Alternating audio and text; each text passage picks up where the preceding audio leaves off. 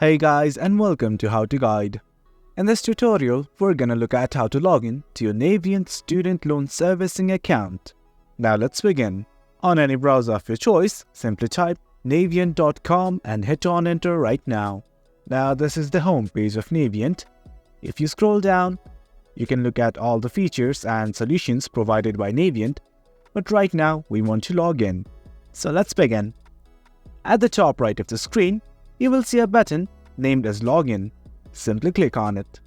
Now a new pop-up will open up where it will ask you to enter your user ID and password. Simply enter both of them right here.